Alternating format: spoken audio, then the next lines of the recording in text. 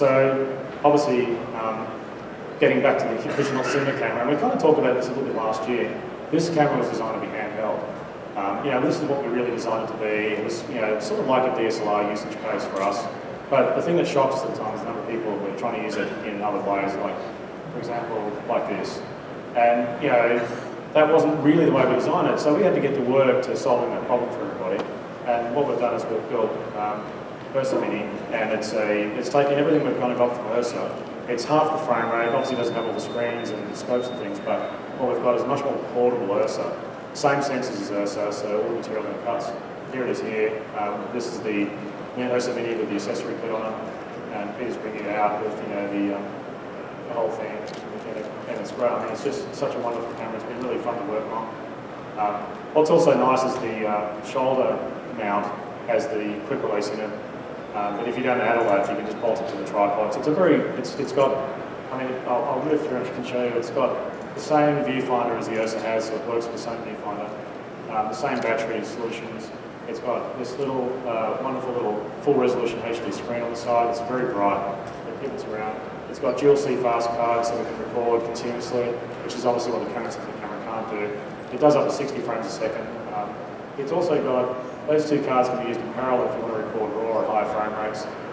So it's nice, they can work together.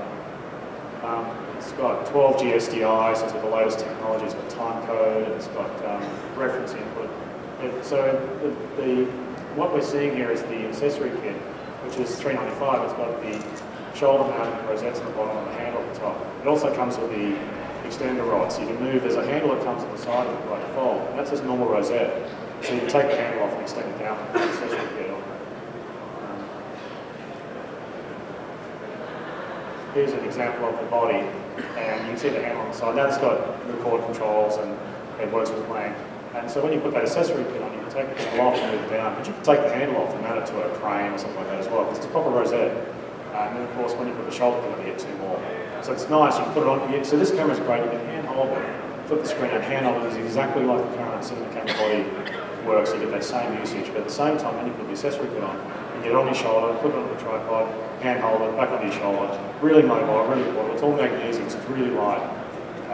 The ones here we have to show a bit heavier because they've got aluminium parts because they're prototype units, not full production yet. So we're in production now, but we'll be running up in sort of late July. Everything seems to be 25 weeks these days in the electronics industry for some reason. You see we've got tons of nut holes at the top, tons of nut holes at the bottom. You can see a better shot of the handle there. We've got really nice microphones in the front as well. When you're hand holding a camera, you don't really want a lot of microphones hanging off. It just adds to the bulk. So the trick is to try and build everything in. So the original URSA philosophy was to build everything in, which we did. This one has got similar philosophy to build everything in. And because they're the same sensors between the cameras, you can intercut between the two cameras. So the URSA is great for the larger crews. And if you look at, well, here's some usages. You can see it's a full digital film camera. There's nothing out about this at all. The sensor options are amazing. You've got all the same workflows and obviously PL-mount versions if you're running higher-end feature films. And you can hand hold it really easily for all that single point shooting type work. And at the same time, the thing that I'm really proud of is you can hand hold it exactly the same way as the cinema camera works, which is a really big thing for me. I like that very intimate type of shooting. A lot of people build cinema cameras purely for that. And that, that really kind of getting in small with it. I mean, you don't want a large crew when there's some kind of tough scene for actors to deal with. So being able to get into a very small lightweight camera is important, but then suddenly you put the rig on it and it becomes big. So it's a very kind of, flexible design. It can be one thing or the other. And the other thing, of course, that's close to my heart is being able to deal with indie filmmakers and really have that sort of indie filmmaker guys coming up. And they can work with a true digital film camera. If you look at the cameras you get, this camera starts at $3,000 from a 4K sensor in the F. It's T995. If you look at what you get at that, it's basically a consumer camera. It's just bigger plastic and it looks like a professional camera. It's even a little box in the front to make it look like a filming camera, but it's really basically a consumer camera. And it's a sort of a bland product line of and it also traps you, it holds people down. You get locked into this, I think this is like, I'm doing a wedding and I've got this thing, this plastic camera. If we can make a magnesium digital film camera with dual recorders and wide dynamic range and all these features, and a bunch of 20-year-old kids buy it and start doing indie film, and someone says to them, hey, that's a really great thing. Can I fund that or get a professional finished and bring it into a post facility and really color grade it up? All their content's fine. And half the time these guys don't really quite realise what they're getting, and that's really exciting. And suddenly, before you know it, they've turned in, like, they've done some wonderful indie film. It's getting coverage, it's going all over the place, and they've made money out of it.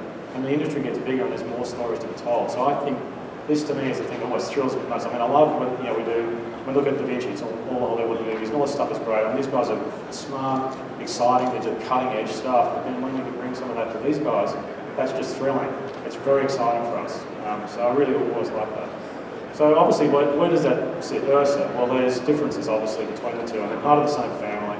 They can be obviously used together. URSA is much more for a larger crew, or someone who needs to bring like the on-set models and all that stuff and scopes and everything with them. So the same philosophy is still there. Obviously, URSA's got more performance. It's bigger in size. So you can do 120 frames per second versus 60. That's a 10-inch screen versus a 5. URSA's got scope. It's got 3 screens actually on it, whereas the URSA's got one, but the same battery solution, same viewfinder solution. They've both got 12G, fair enough. You can see the other angle here. Obviously got audio meters, much more user-friendly stuff. You've got a crew member on the other side of the camera. You can see what they're shooting on here, because that screen changes to video. Obviously, it doesn't have that, but much smaller. And you can see, obviously, this is upgradable.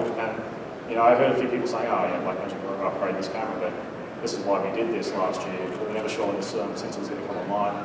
Here it is. So now you're going to have the ability to upgrade it. I think that'll be really exciting. It is user upgradable. You have to be a little careful. There is a thermal block in here, and you need to thermally, there's a little thermal pad that comes with it. So we'll have a nice video for the customers to show them exactly how to do this, because others, we don't want them to get the thermal bit wrong over it. But it's pretty easy to do. This is 4 volts. So they'll be able to do that.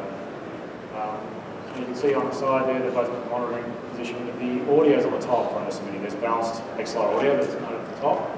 So you can plug the microphones down through the top. So there's the family. These are shown without the handle, but the side handle comes with it. So the 4K EF, so it's 2995 for 4K EF. And the 4.6K is basically $2,000 more. So you'll see you buy the sensor type in NAB recorder.